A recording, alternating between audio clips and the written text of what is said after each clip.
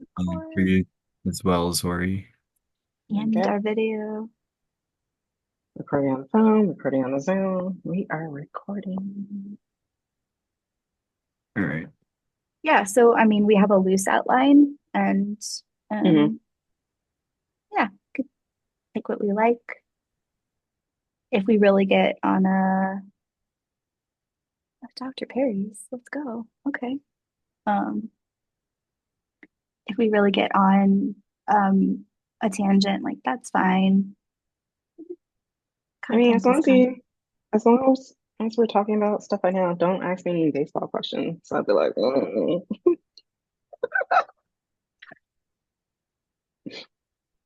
Done. Um, I'm gonna go ahead and mute for now, guys. okay. Thank you, Andrew. Um, Hello, those have joined so far. I may or may not have a dog running around the back of my camera. So if you see a dog, that is Addie, and then a cat will most likely walk across the desk, and that is Taxi. Gatsby. Yep. Still a pill, even from 5 years ago, Zori. Uh, you're always fine. I've Hmm. been pretty.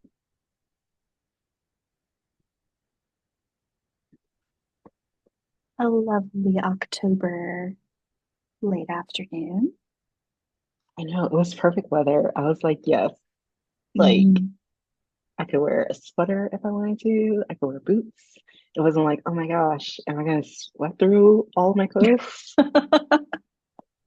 Which will TMI, happen maybe. like mid-October. There will be today is a summer day in mid-October. It will not Let's keep happen. That let's won't keep be. it mid 60s, lower 70s. I would like that. I wouldn't mind like high 50s either. I wouldn't I'll mind take that. that. I'll take that. Um, Especially, I'm supposed to go going apple picking. Is it next week? Yeah, I think next week. And I'm just like, let's be like a little chill, but not like too cold, but also not too hot. Like, like give me the vibe. That is fall.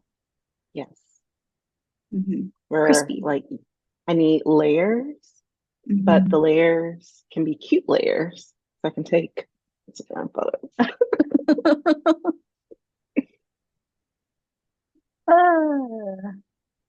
I mean, really, that's what fall is about. It's about It's an layers, aesthetic. 100%. Candles, leaves, things that are orange, um, Spooky cinnamons, movies. smells spooky. Yeah, spooky. I watched Edward Scissorhands yesterday, so started out very mild, and then we'll eventually lead up to Hocus Pocus, and then the thrillers, and then the classics, Halloween, all that. I wanted to watch Practical Magic last night, but Yes. I had to put together my presentation for class. I was like, "Ah, I have to teach my students quantitative research designs. There's I can't nothing that watch says t quantitative research designs quite like practical magic, quite like Sandra Bullock, quite like, yeah, Oh my gosh. excellent movie. Just saying. Yeah, yeah. I've been thinking a lot about movies with my class. In theories, I use Mean Girls to describe person-centered therapy to my students, and they were like, "Oh, Amazing. light bulb." For our individuals and systems class, do you remember what you wrote about for your person or for your group? Oh, that was one where we could pick like a fictional character, right? Wait, did we Mhm. both pick Gilmore Girls? I did not do Gilmore Girls. Okay, maybe that was me then. I don't know. And you did Gilmore Girls, I maybe? think I think I did Paris then. That sounds Yeah, familiar. I think someone did it. If it wasn't either of us, it was someone. But I think that Hmm. was maybe me because I was like, because the new season of Gilmore Girls had just came out, and I was like, this would be The perfect. Year in a Life. Yeah, Where we don't like Rory. We don't like Rory's decisions. You know, getting older is relating more to Lorelai, Rory. Yeah. Sometimes even the mom, I forgot her name. Emily, Yeah. yes. Sometimes I'm just like, yes, I get it. We love toxic patterns and family dynamics. I think I did James Bond. Oh yeah, yeah, yeah. Did I do Paris? I must have done Paris because I can't remember anyone else. Mm. I remember Ratman. I remember that very clearly. I remember where I was writing that. The coffee shop on the corner of Davis and Oak. That's where Mm-hmm. I wrote that paper Yep. with Kirsten Will and I Ewing were, sitting across from me. Yeah. yeah, Kirsten and I were always in the library up until the last few minutes, and then fast walking to turn it in. That paper, there's got to be stories about that paper now. I'm Yeah, sure there are. I decide to be nice and break the cycle and not teach my students about it. But I'm like, if you want to know something very disturbing about Freud, check out that. Many years of students writing analyses on one of Freud's patients. Very famous. Well, shall we jump in? Michelle. We shall jump in. Hello, everybody. Thank you for joining. We just had a brief little catch up and get together. And Zori and I are old classmates from Northwestern. Um, I'm Taylor Mizuno Moore. I'm the founder of Mizuno Consulting. Um, and I'm a clinical therapist. I'm also a consultant. And yeah, I started the organization to really diversify organizations, restructure them. So I'm always interested in getting to know what some of the updated research says about more things we can keep in mind when we're building organizations and when we're diversifying um, uh, companies. So I asked Zori to join me, and I feel very privileged and grateful. So, Zori, do you want to introduce yourself to everybody? Sure. Hi, folks. My name is Dr. Zori Amber Paul, she, her pronouns. I am a clinical assistant professor at Marquette University, so in Milwaukee, Wisconsin. I'm also a counselor, a clinical mental health counselor, and also a researcher. And one of the areas of research that I do is on bisexual plus individual, queer, and trans people of color specifically. But today I'm talking about bi plus folks. And this is, I think, a topic that you and I really care about. And I know it's been something that you were really passionate about, even from back when we went to Northwestern together. Um, I think we both come at it from different perspectives. I used to work for a practice that primarily focused on working with clients in the LGBTQ community. So having a lot of bi folks on my caseload and really exploring that identity with my clients. Um, and Zora, you have a lot of, I want to say like updated knowledge and um, education in regards to what the research is saying about specifically the intersectionality between bisexuality and mental wellness. Um, I guess first and foremost, like, what is bisexuality? Do you want to get us started? Yeah, so bisexuality or bisexual plus is defined as being attracted to more than one gender, either romantically, emotionally, sexually. There's lots of different versions of attraction, not just what we tend to think of. And yeah, it's not always at the same time, it's not always in the same way, but it's just having that potential to be attracted to more than one gender identity. And one thing that I always like to say is, because unfortunately this is a stereotype of bisexuality, bisexuality is not transphobic. There are plenty of trans and non-binary folks who identify as bisexual. Unfortunately, because of that bi part in bisexual, people tend to lean into the binary and think of only attracted to cis men, only attracted to cis women, when again, it's multiple different identities.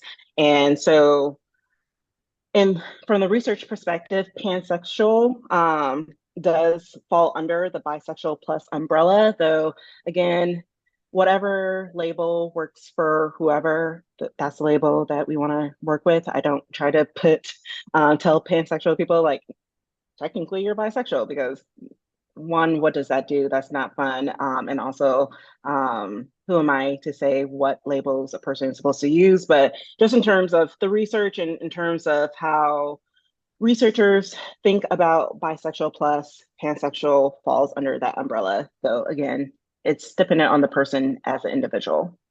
Mhm. I mean, that's such a great point because I do think that that prefix by really has some, I don't want to say stigma because it's not really a stigma, but it really is informed by this binary when we think of gender. Also, when we think of like gender expression, that sort of thing. There's going to be an event later on this month where we're going to focus on biracial folks. And so that prefix bi is really going to show up a lot. While I'm thinking about that, and while we're talking about kind of the little subtle differences in how we're using language to, um, identify certain parts of this community, how do we really consider non-binary folks when we're thinking about bisexuality? Yeah, I mean, to a certain extent, it would just be like you would with anyone.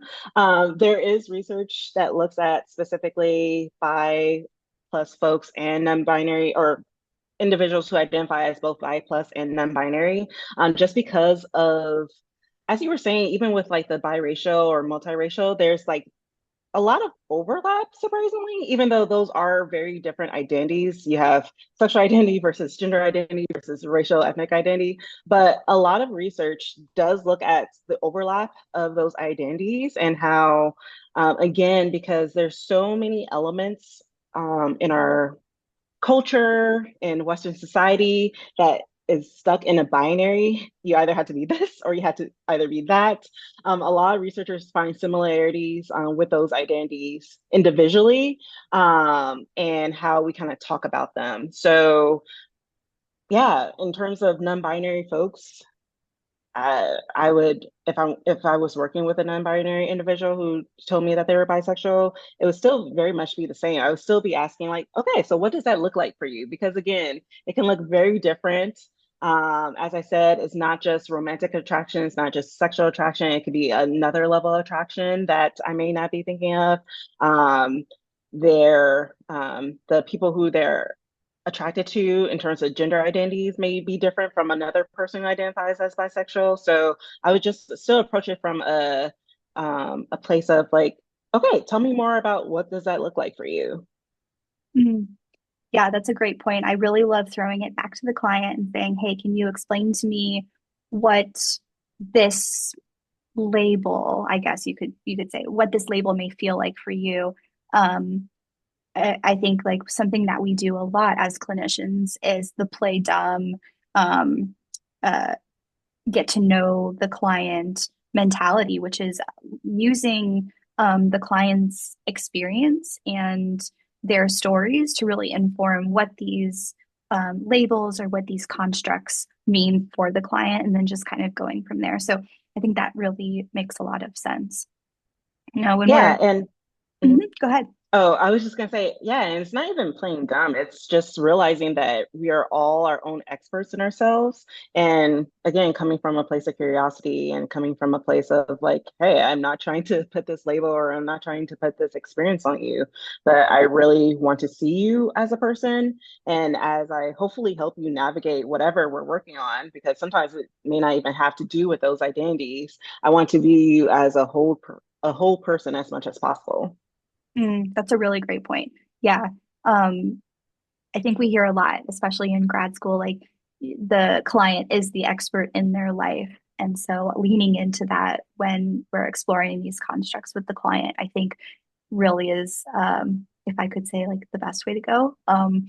But so with that being said, some of your research, and I feel like I really had the privilege to join you on part of that journey while you were first writing your dissertation, and that was really exciting to see you do that.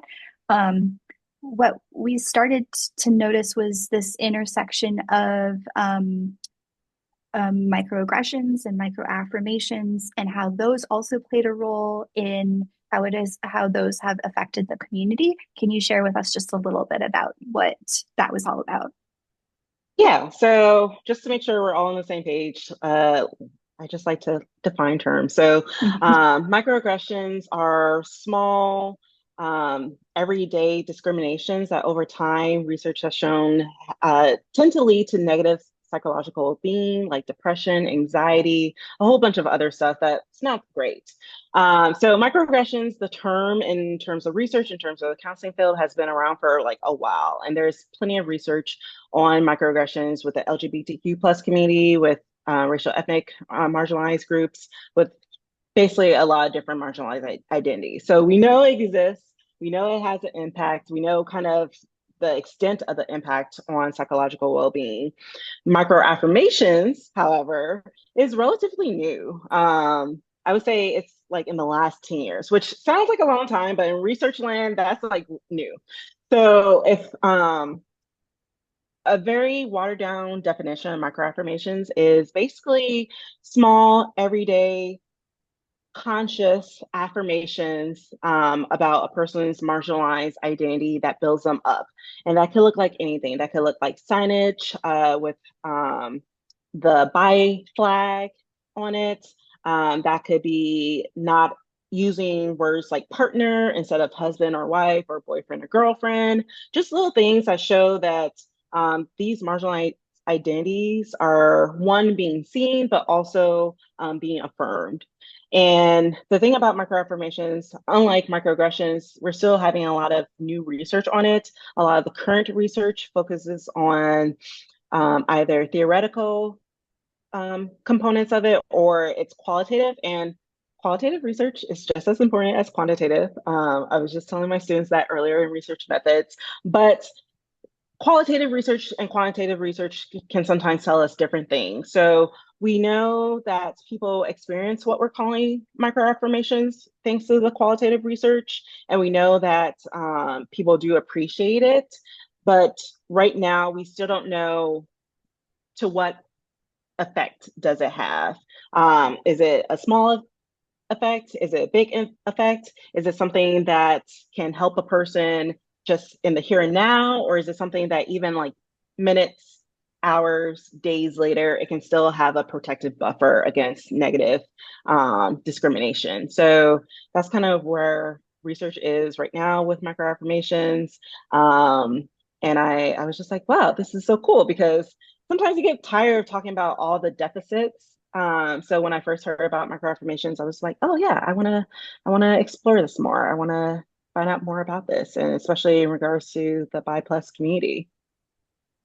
Absolutely. And I really loved what you said um, around how it can have, well, at this point in time, we really don't know like how great of an impact, but it could be really big, despite micro affirmations sort of assuming that it's the affirmation itself that we're defining as micro, not necessarily the impact, which could also be big. But you used a really great example that actually is one that plays a role in my everyday life. I made as a bi person and as a as a member of the queer community, I made a really conscious decision to eliminate the word husband from my vocabulary.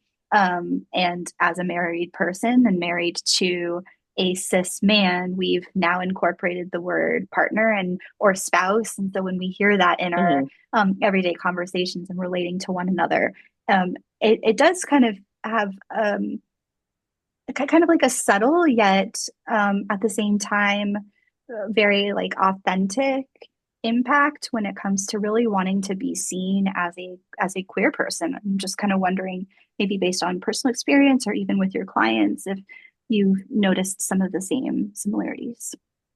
Yeah, and that's actually a good segue into the importance of relationship, or at least what we've found so far in regards to microaffirmations and relationships. It seems that, and I've seen this in the research and then also just in experiences as well. It seems to be more important for microaffirmations to come from either partners or family members or close friends than strangers or like large organizations. Yes, it's nice to see strangers or organizations do that, but there's like a certain element of this person is taking the time. This person is taking the time to make sure that, using partner or spouse instead of these more gender terms. This person understands, at least to a certain extent, that this is helpful for me. This is what I need to feel like a valued person in this relationship. And so that's like really cool to see that microaffirmations have a connection to the level of relationship, but also it's something, again, because we're still exploring this, there's still a lot that we don't know about microaffirmation. It does also make me as a researcher a little bit cautious with microaffirmations because um, you can still be a well-meaning person giving a well-meaning affirmation or microaffirmation, but depending on how you're saying it, um, or what you're saying, it could still potentially have negative connotations to it or negative impacts to it. So, for example, you could be pro same sex, same gender marriage, for example. But if, let's say, your family member is like, yes, I support your marriage, but then it's like, but only if you do it this way. Mm-hmm. um, and maybe they probably wouldn't say exactly like that, but like have that like tone, that like assumption, like it has to look a certain way. That could be where microaffirmations may not be so great. And again, because we don't know a lot about it and there's still a lot of research that's being done about microaffirmations, it can go like either way. But yes, so far with research, and then again also in terms of my like own personal experiences or experiences of clients, hearing um, even having someone use like correct pronouns, or even if they make a mistake, but then correct themselves immediately without having to have someone else remind them to correct themselves. I've had clients saying like, that was still big for, especially in regards to like my parent or my sibling or that family member or friend, that they were able to self-correct. That made me feel cared and loved for. So yeah. Mm-hmm. And I, you brought up a really great point, is that I think it's intent versus impact, and that's something that we hear a lot in the queer community. Um, yeah, what would your recommendation be if somebody means well, but maybe it doesn't land in the right in a way that may benefit that person? What would you recommend in terms of how to correct or how to address if it doesn't land the way that we would hope for? If I was the affirmer or if I was the receiver. If you were um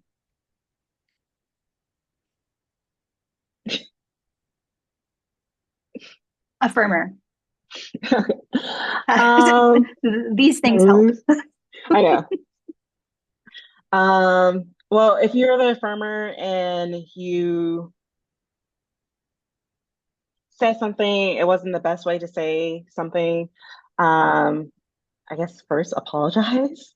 I I suppose first and foremost, you need to be aware that something happened. And at least for me as a counselor, I tell my students all the time, we're never going to be perfect. Even when we do all the studying, even when we think we know everything about the population that we work with. There's always going to be a time where a rupture, where something happens between us and the client. And all we can do is at least be self reflective in terms of what's happening in the here and now, and also being aware of our own biases that may happen.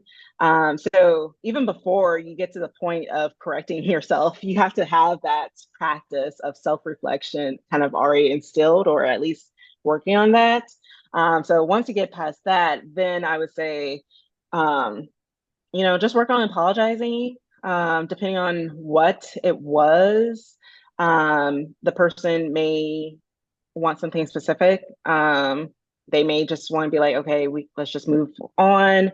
It just really depends. But I think at least acknowledging first and foremost that you made a mistake, and that wasn't cool, and that may have um, disaffirmed or unaffirmed a person's identity, I think is the first step. Mm.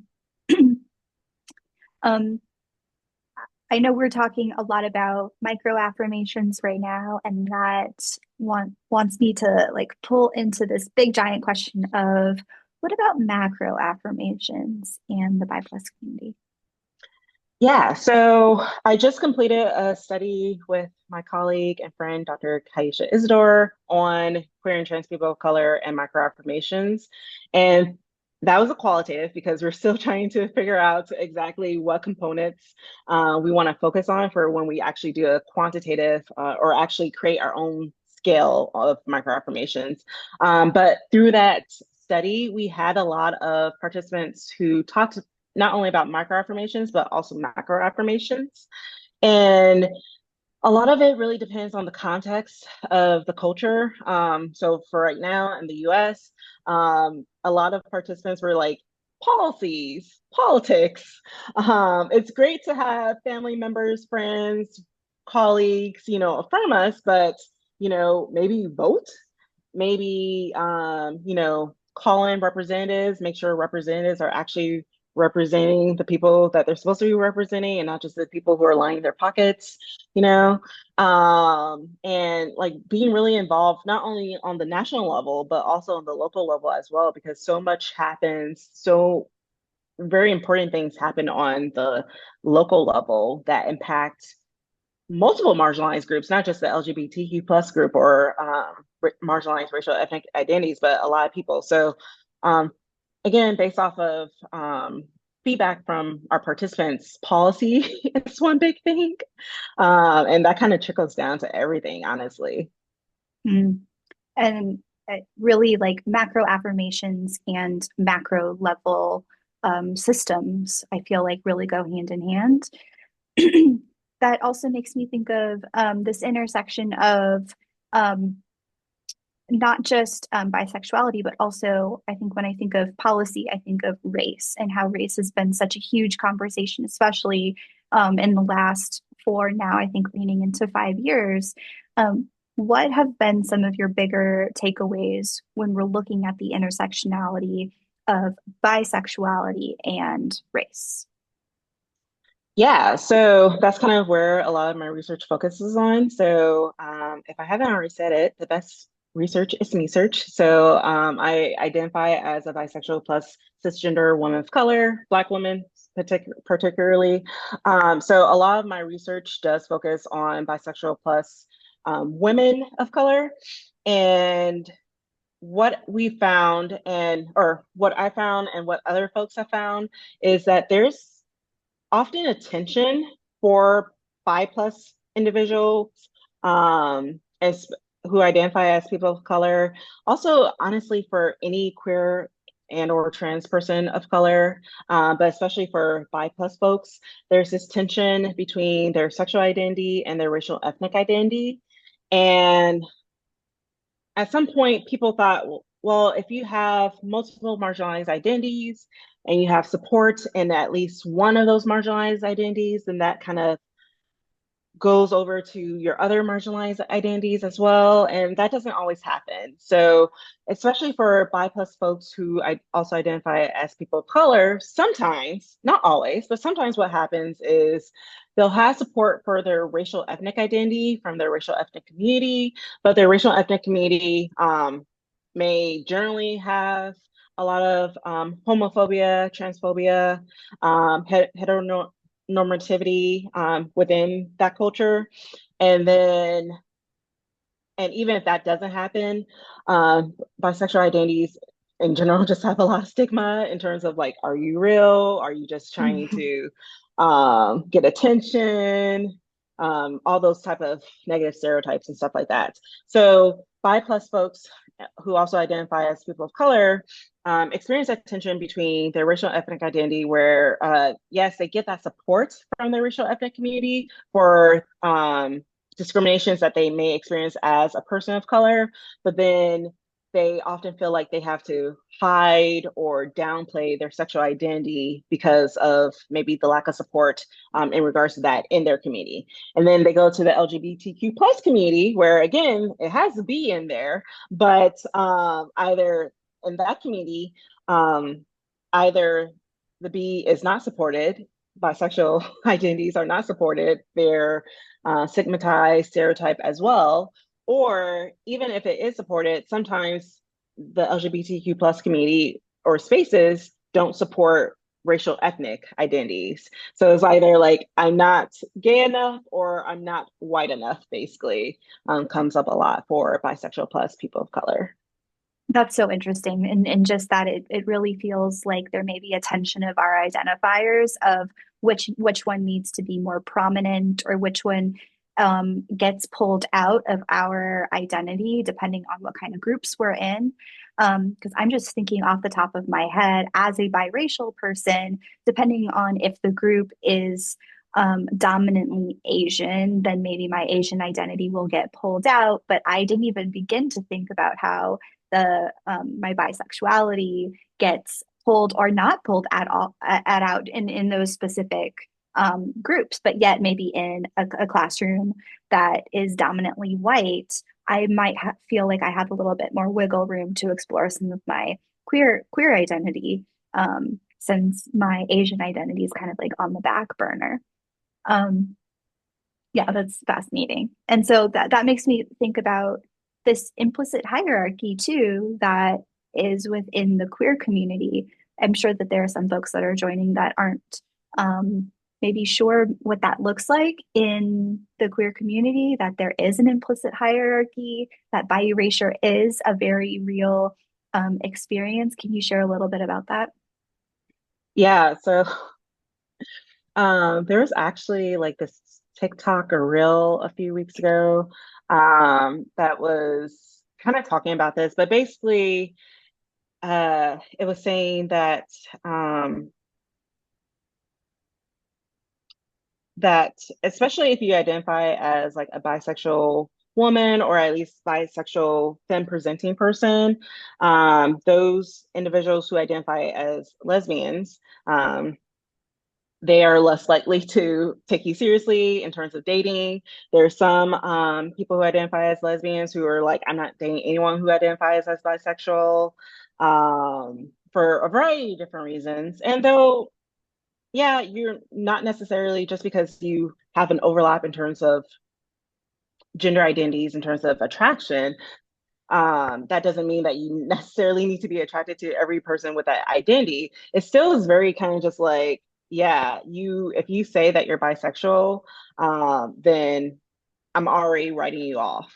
And there's been plenty of people on the internet who've like expressed like, yeah, at one point in my life, I identify as like a lesbian, and then later on in life, I decided actually I am attracted to other gender identities. So this bisexual label does fit me more. And then sometimes, unfortunately, people in their community who are either identified just as lesbian or just as gay or just like, okay, Like, who are you? Like, you're doing a disservice to like the LGBTQ plus community. So unfortunately, there's still a lot of stigma in regards to bisexual plus identities. And also sometimes that stigma looks different based off of your gender identity. And again, even though we want to move away from the binary, there has been a lot of research that has looked specifically at bisexual men versus bisexual women. Needs to be more research on bisexual non-binary folks. But at least what we found is like, yeah, you have bisexual women who experience that, who often get this stigma and stereotypes of just being unsure, of just wanting attention, of just trying to get the male gaze, because if you're a woman and you're bisexual, you must just want attention from the male gaze, versus being a bisexual man or bisexual masculine identifying person, where it's, oh, you're just gay. You're this is just a phase. Or unfortunately, sometimes for bisexual men, and especially for bisexual Black men, I was talking about this at another thing a few weeks ago. They get um, a lot of stereotypes, a lot of misconceptions, both in the LGBTQ plus and also the Black community as well. So even when we're talking about bisexuality, those other identities still come into play in terms of gender identity, in terms of racial ethnic identities. And um, though a lot of bisexual plus individuals experience stereotypes, stigmas, discriminations in general, those stereotypes, stigmas, and discriminations can look different depending on those other intersecting identities. Mm. Isn't human just like being human, just one of the most complicated and confusing experiences that we can have? And we're all in it together, which may or may not be a good thing.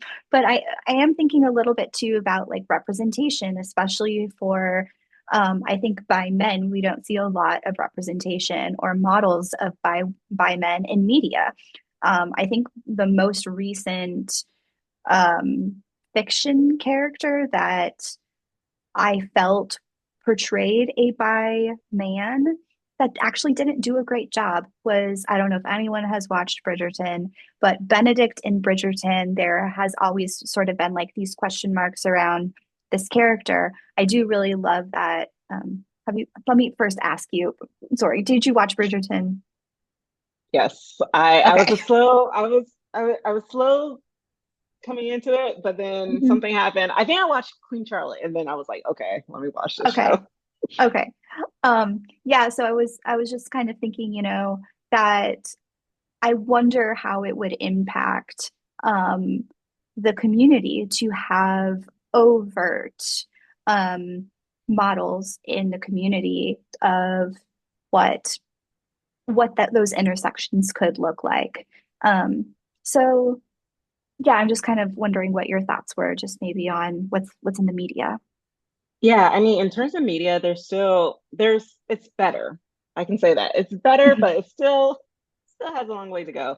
Actually, when you first started talking, I thought you were going to talk about Heartstopper, Oh because yeah. that is another example of bisexuality, with a character for the most part that's been pretty good, at least from my perspective. Again, this character is a white bisexual cisgender man. So maybe if a white bisexual cisgender man was seeing it, they would have something different. But from my perspective, it's definitely better than some of the other things. But again, that is from a teenager, adolescent, exploring identity perspective, which is needed. Don't get me wrong, Mhm. but it would still be like really cool if we had like more someone who is further along in their identity, where it's not necessarily the main plot of the show figuring out their identity. So yeah, Mhm. but generally there has been more shows that have um, at least what we could call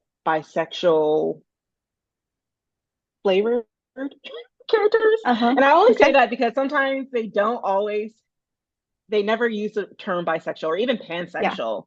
It's just, in one episode they're dating someone who is presenting as female, and then in another episode they're dating someone who's presenting as male. and you just assume that they're Hmm. under that umbrella. Um, so I definitely think that there is more representation in terms of media and TV shows. We also have folks like Janelle Monáe, Hmm. and also there's this Black uh, football player who I think him coming out Yes. as bisexual. I'm forgetting his name. I'm so sorry, folks. But he came out as bisexual, and I thought that was really cool. I haven't really. I don't. Okay, side tangent. My grandfather taught me all about sports. So if you take me to like a sports game, I know what's going on. I know how points are shown. I don't know anything about the players. So don't start talking to me about players, but I know what's going on. So I will not embarrass you at a sports game. But because of that, I don't really follow, unfortunately, this football player that much. So I can't tell you for sure if he's like the best representation, but it's still cool to think about this Black cisgender man identifying on like publicly as bisexual. And I think that's really cool to think about because again, unfortunately, for so long with the LGBTQ plus population in general, it's been very, as we kind of been talking about, very white, very like one body, one kind of look, one kind of expression of just themselves in general. And even though, yes, there are people who are like that and they're great people, our community is like really diverse. And so having actual people like that, from Janelle Monáe to this, unfortunately, I cannot remember, Black football player, and many others coming out as bisexual has been really great. And actually using those terms, that's been really great. But again, in terms of like movies, TV shows, having characters who, again, one are labeled that way, and again, it's not necessarily the sole focus of their character or their role in the Hmm. show.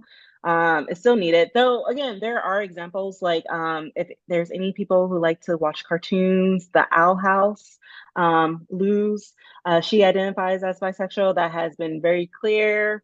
I love that, and it's but it's not all of who she is, you know, and I really appreciate that as well. So definitely better than early 2000s, 90s media portrayal of bisexuals either as um, sexually promiscuous, which I mean, anyone could be. You don't have to be bisexual to be sexually, Hmm. to be considered sexual. But again, that was like such a stereotype, or as like a butt of a joke.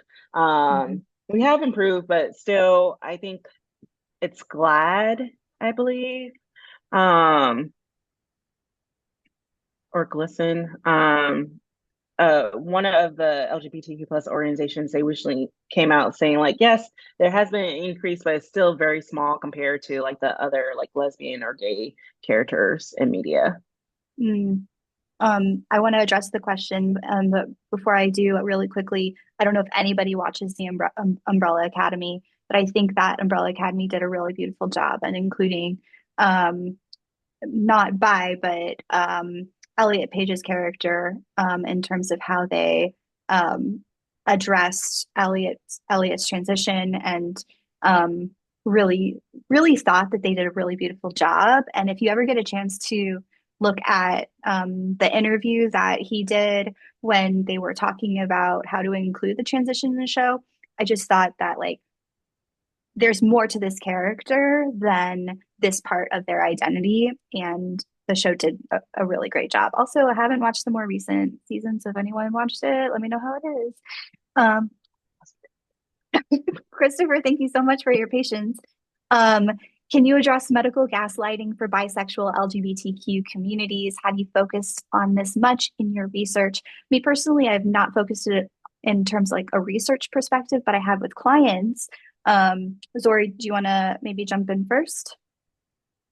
Yeah, so in terms of my research, I haven't really focused on it either. But I have seen research that has looked at bisexual individuals going to counseling and mental health professionals.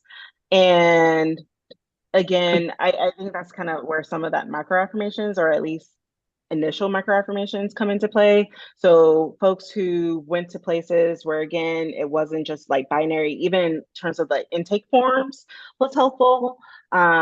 Counselors who, again, didn't assume that their partner identified as cisgender was helpful. Um, Counselors who, in some way, shape, or form, in terms of signage or maybe even the questions that they ask, was helpful. Um, but in terms of medical gaslighting, can you address? I mean, we do know that that exists, and we do know that unfortunately, medical professionals aren't really taught a lot about this. Unfortunately, I actually have a few med school friends, or I guess now they're not in med school. Most of them are actual doctors now. Yay them. Couldn't be me. That took a lot of time. I couldn't go through medical school. But I do know, and I do know some programs are trying to be better at this and trying to work more with mental health professionals in regards to this. But just in general, in terms of um, um, primary care physicians or mental health professionals, there's a lot that could be done in terms of training. Oftentimes, classes that talk about how to work with LGBTQ plus clients are electives, if they even have that. Um, or sometimes they're just regulated to a week in their multicultural class, which is not great. So to answer your question, sorry, Christopher, to answer your question, no, I haven't focused on that, but the research on that is already out there have shown that we, as a field, as a healthcare profession, have a long way to go. And we really need to do better in terms of fixing that on the training level. And then also the people who are already out there need to do better in terms of continuing education and stuff like that. Agreed. I think, training in its basic form is something that can be updated consistently. I do think that there could be, I'm not like saying this explicitly, but like I can't think of a better word. So here we are, like lazy with training, in that there's a lot of um, outdated research and folks that haven't seen the great stuff that Zori's doing in their research and how we can incorporate that in maybe some of the language that we're using on those medical documents and those intake forms. I was just recently looking over guidelines for gender affirming surgery for anyone that was seeking that out. This was for a specific state. And I really was taken aback by how harmful some of the language could be, because it really emphasized the binary of man and woman. And, for somebody that's seeking healthcare and trusting practitioners with their body to obtain something that's going to be life changing, that's more affirming, I certainly wouldn't want my the person that has ultimate control of my body not understanding from a foundational level what it means to have good affirming care. Um, Obviously, I think there is a lot more that can be done in terms of research and in terms of how we can decrease the level of harm that are going out to LGBTQ um, communities, and also healthcare is rooted in a lot of cis sexism, which was a topic that Andrew, who's my marketing coordinator, and I were talking about earlier today. Um, And racism too. oh, right, 100%, yes. Accessibility, ableism. I mean, there's a lot there. And Christopher, thank you for that. I will definitely take a look. But those were kind of my thoughts. Zori, did you have anything else to add? Yeah, I mean, we just have a lot more to go. And unfortunately, with the people who, well, you use the term Taylor lazy, and I was like, some of these people are not lazy. They know exactly what they're doing. And unfortunately, a lot of those people are in positions of power. A lot of those people are on accreditation boards who are the ones who decide what kind of curriculum programs get. I know, for example, in the counseling field, there was a recent update in our standards for KCREP, which is the accreditation board for counselors. And so many people were frustrated with how vague they left multicultural because there's so many places in this country, so many programs who are teaching, who are training the next generation of counselors. And because of how vague they left that standard for multiculturalism and they weren't explicit about what should be considered and what should not be considered in terms of teaching, we still have people who are trying to do conversion therapy and who think that's appropriate, or people who think that they can't work with people. And maybe I don't want them to work with people, but like I always tell my students, like, just because you don't know something about the community that your client's coming from does not automatically make does not automatically mean that it's an instant referral. You can still do a lot of work with populations that you may not know initially a lot about, but you have to do work yourself to learn, have that self-reflection, be aware of your bias and stuff like that. But unfortunately, because of, again, using the example of counseling and accreditation, and yeah, if there's anybody on K-CREP board who's listening, I said what I said, but because of that vagueness, we're going to get a lot of people who are going to do a lot of harm, unfortunately, in the counseling field, and that just makes me really sad. Truly a systemic issue, and um, I want to commend you for saying it out loud and then calling it out. And I think that there there's a lot of room for growth in a lot of different fields. This is just the tip of the iceberg. So Zori, I really think that what you're doing is super valuable, and deserves its own, not just chapter, but like its own book and its own maybe chapter in like the multicultural book that should be assigned to all of ACA. But I think that where we're starting is it's an okay place. There's just so much more that we can do with it. People are already starting to put questions and comments in the chat.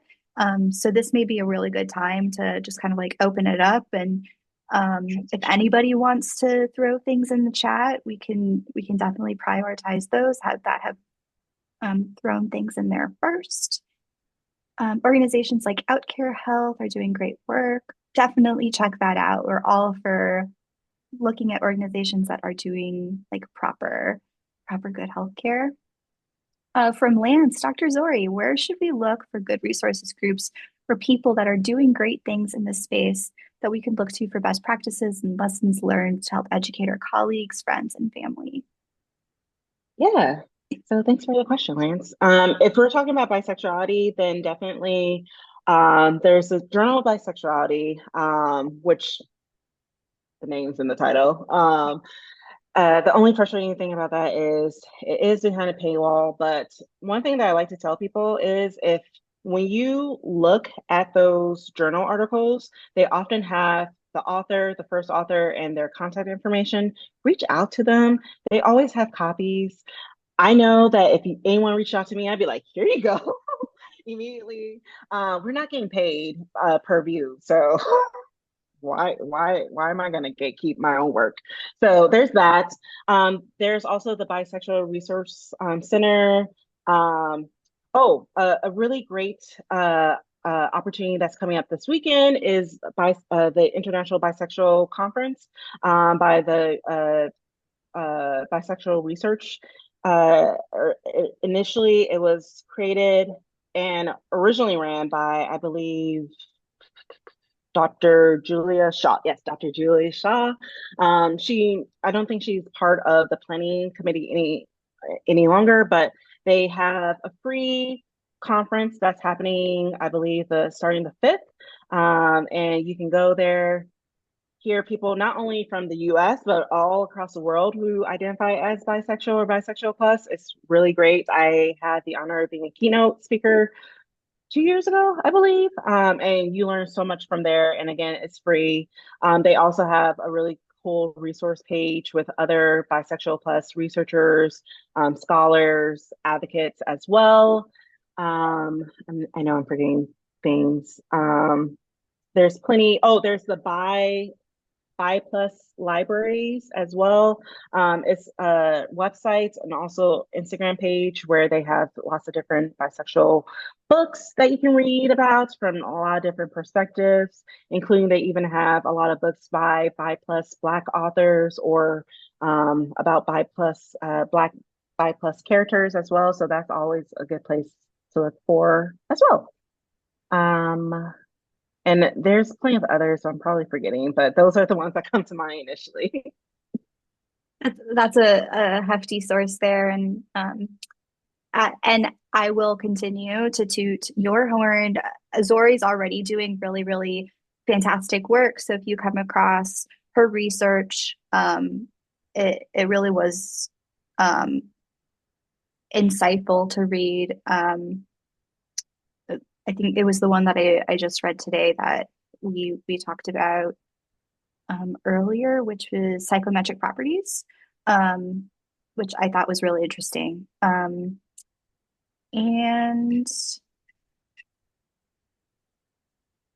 let's see. Greg, yeah, we're all for supporting our community. So if you feel comfortable, go ahead and throw that in.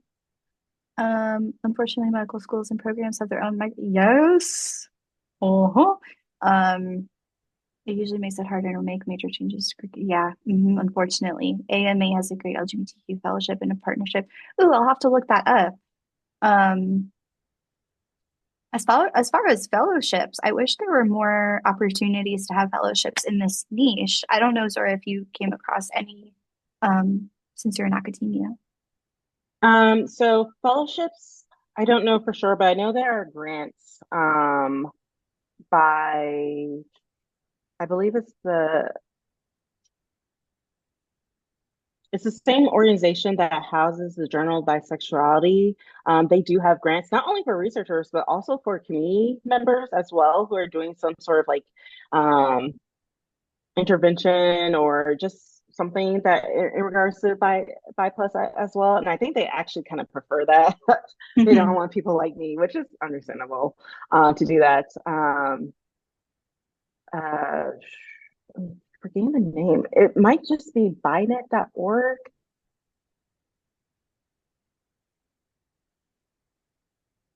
Um, but they have grants which are really helpful. I'm not finding it. Oh, wait, hold on. This might be it. No, Binet is no longer, we don't use that one. But if I can think about it, maybe I can send it to you and you can put it under something somewhere. But yeah, I just know it's connected to the Journal of Bisexuality. They have lots of grants year, and I think it's rolling admission, so it's not just one um, uh, at one point of the year, but throughout the year. Where if there's anything that you can think of that makes sense and can be helpful for the BIPOS community, they'll definitely help fund it at least partially. Awesome. And we've got another question too, but before I address it, just a reminder too, we're actually going to ask Zori to share their email if you feel comfortable sharing and social, so then you'll be able to see some of Zori's great work and some of their research as she continues to publish what I imagine is just the beginning of an entire curriculum that you'll see soon in theaters. Yeah, that's the hope. But yeah, so I'm putting the link for my Linktree, which basically has everything. It has my website, it has my Instagram. I also do a really, because I know research is not always accessible, not only in terms of actually getting it, but also in terms of understanding it. Though I do try to hopefully make sure that my research is understandable. I do also create posts on Instagram about my research. So if you don't want to look through 20 pages of like what I call statistical magic, you can look on my Instagram and you can see um, main findings about that stuff as well. So yeah, there's that as well. What can we do to help widen your net and influence for the work you are doing? Honestly, if you can just, just share the stuff on my social media, especially Instagram, Twitter, LinkedIn, that helps people know about what I'm doing. And then also, when I do start to do or have call for participants. I try to put that on my social media as well, so that can be really helpful as well. But also, I could do more myself. It's not just how can I get more people to come to me, but how can I come to more people? And maybe that answers your question, Christopher, in terms of do I do any work with the Bisexual Resource Center? No, but I would love to. I just need to get a few things off my plate so I can make sure that I can give sufficient time to them. Also, us at Mizuno Consulting will do our best to share your work as well. While, the queer community is just very important to us. We have a lot of queer members on our team. And again, this is just the tip of the iceberg of some of the great work that a lot of different kinds of organizations are doing. But most of it is we can't build an organization unless it's built upon a foundation that is rooted in the great things that Zori is doing. Lance, if you want to steal statistical magic, Zori, do you have any desire at all to copyright that or patent it? Because if not, Lance will still steal it. You can take it, Lance. Yeah, I try. I just use that term to hopefully make some of the stats that I'm talking about with my students less scary, because I know it can be like, where is this numbers coming from? Honestly, I don't know either. I just put into the computer and tells me, so it feels like magic. And we love um, programs that do that for us, and because there's no way in heck that you could get me to sit in front of a computer and try and like type in a lot of like specifically qual, because it's a lot. It's a lot. So thank God for you, because some of us don't want to do it. Any other questions at all? Also, feel free to unmute yourselves and so we can see your beautiful faces.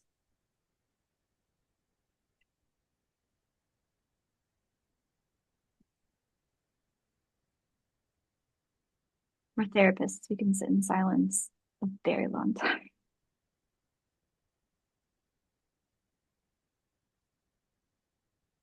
Dr. Okay. Zori, I just want to say thank you for the presentation. Andrew reached out to me on LinkedIn, and I'm a global lecturer on LGBTQ plus civil rights, diversity, equity, inclusion, all that good stuff. And I do some documentary filmmaking as well. So any little bits of information from other community members and the great things that you're doing is helpful in my work as well. So thanks a lot. Oh, thank you so much. And thank you for the work that you're doing as well. Thank you. Yeah, share the link. Yeah, share the link. Yes.